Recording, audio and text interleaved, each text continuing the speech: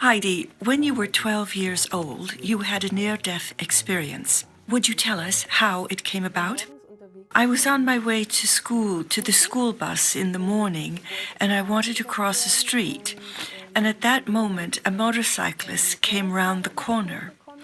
And in retrospect, it seems he was speeding. I don't know exactly the accident's sequence of events. There are no precise findings about it, but I know that he hit me very hard on the back of my head, because my body hit the street and I immediately lost consciousness. So I don't remember anything that happened in the accident. What then did you experience?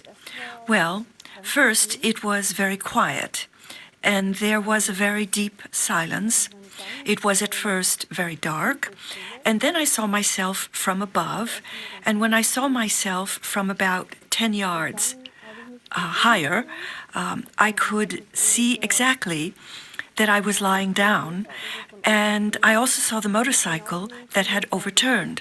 I also saw the motorcyclist, and I saw what he was wearing, so I knew he was wearing a leather jacket. I also saw, well, I still know today where and in which position I was lying on the ground, and it was clear to me, oh, there was an accident.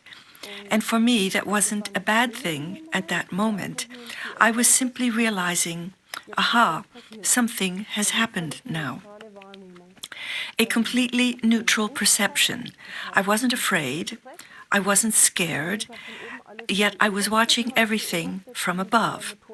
And I also saw how the motorcyclist was speaking to my parents. They heard the accident and had arrived at the scene of the accident, and, well, I was able to observe everything from above.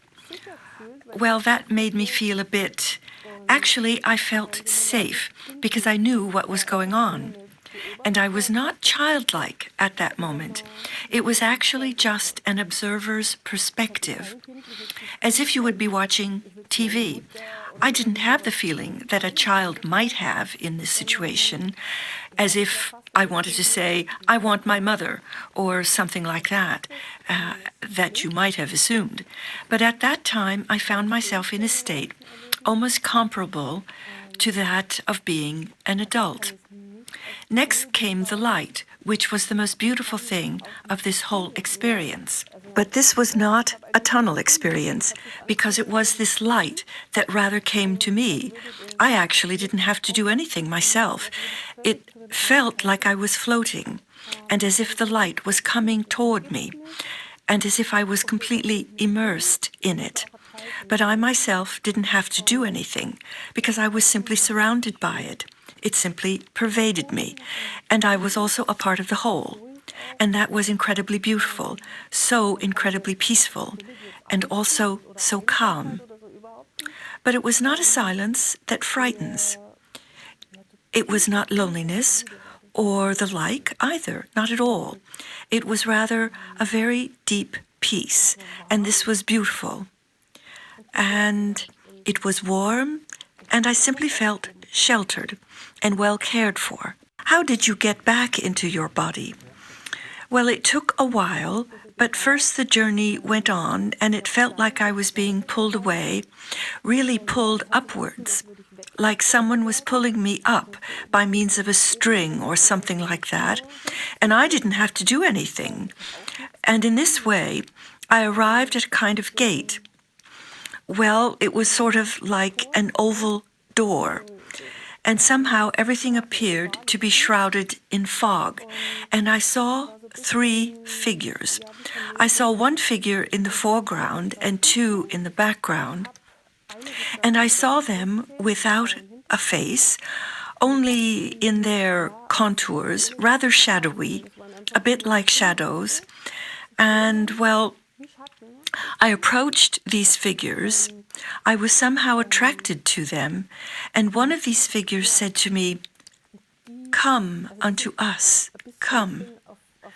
And at that moment, the scene changed, because then I gradually got back into my body.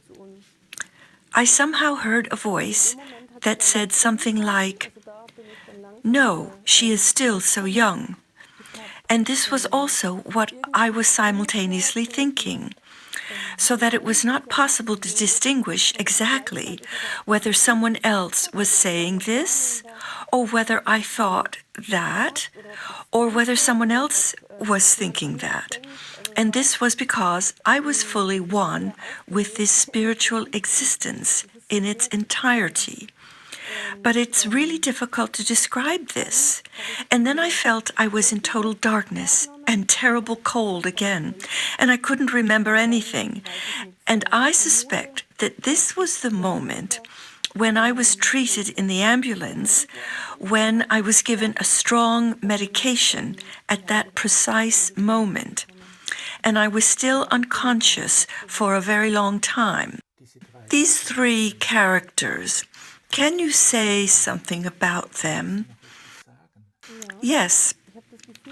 I felt that one figure was the main character, and the other two were sort of like helpers, who were a little more in the background. I have no idea who they could be, whether it was someone who died and who I knew. For example, my late grandfather. He died when I was still a child. Maybe that was the main character. Maybe you could interpret it in a Christian way and say that it was God or something divine. I don't know. I really have no idea. When you were standing in front of this gate, did you perceive anything of the surroundings? No, unfortunately not. It was all very foggy. So there was, well, some weak light was there, but actually the experience went on, but it simply started to become foggy. And what I noticed was the contour of that arch, that was some sort of oval. And then when the moment came, when it was a question of whether to go further, or whether I wasn't allowed to do so, or whether I wanted to go further at all, there was obviously a very high beeping sound that people outside were hearing from me. And this must have been a very, very strange sound that I made. And I still remember that only that no was in me when I had already moved somewhat away from the whole scene, which probably meant that I apparently did not want to go any further. But it was not my will that was decisive, but I think I couldn't have done anything about it. I would have moved away anyway, but obviously I didn't want to go any further at that moment, since I was still very young. Did these beings ask you if you wanted to come to them? No, that was not the question. It was just like, "Come unto us, come." I felt most welcome. It was like, well, it was like a spiritual assignment. But that scared me a little, because at that moment, I was no longer embedded that much into the spiritual energy. But that wasn't bad, because I'm sure that if I had gone further, it would not have been a bad thing. This fear rather came up when I was halfway back to normal life, when I was closer to the earthly realm once again, because thereafter it pulled me back down into my body, in the truest sense of the word. You said that when you had the near-death experience, you didn't feel like a child. Can you explain this a bit more clearly? Yes. The condition was completely detached from being a child. What I mean is that I felt like I was a grown-up, and in no moment was I a needy child who would have needed its parents or who would have felt left alone or something like that.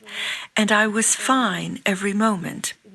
I was not alone at all, but my mother was very worried about me at that time because of the accident and everything that had happened. But this was not necessary because I was very well.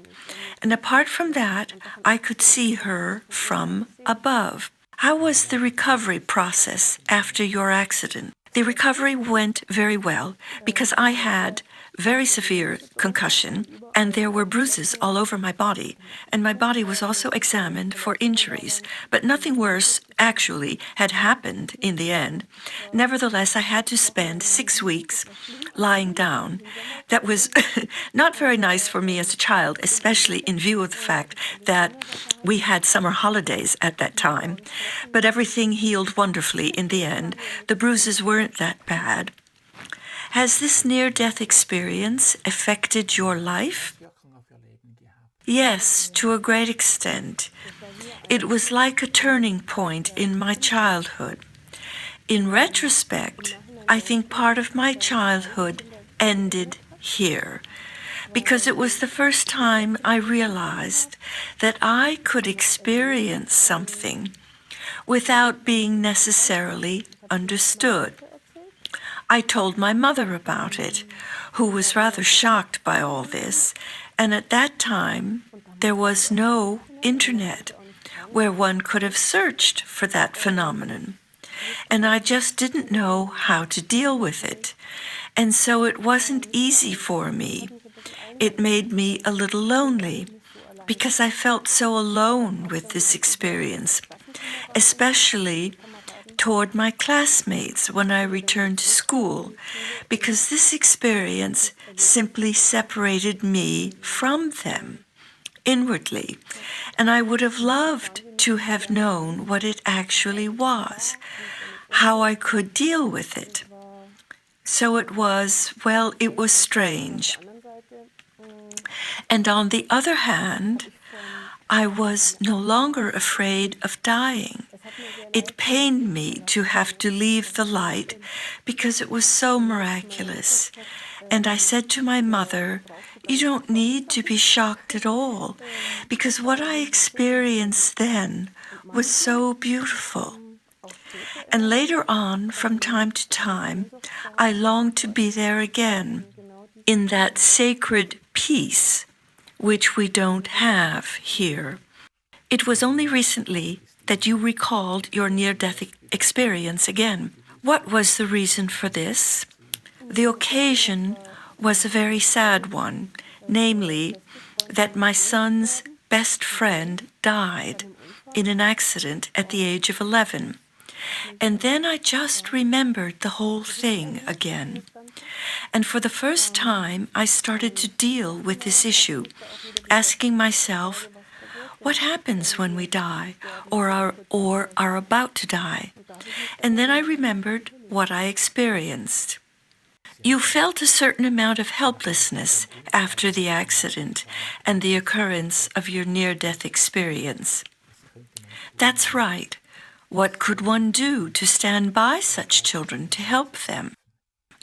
I thought about it, and it occurred to me to write down my own experience and to publish it as a book that can be given to children when they are in hospital or ill in bed, so that they are simply aware that they are not the only ones and are not left alone with this fate. And I would also like to write some information in this book so that they can just read about where they can get help. For example, there are also the near-death groups, so that it's simply not necessary for anyone to feel left alone. And I'd love to tackle this important matter in the near future. Thank you, Heidi. Thank you very much for the interview. My pleasure.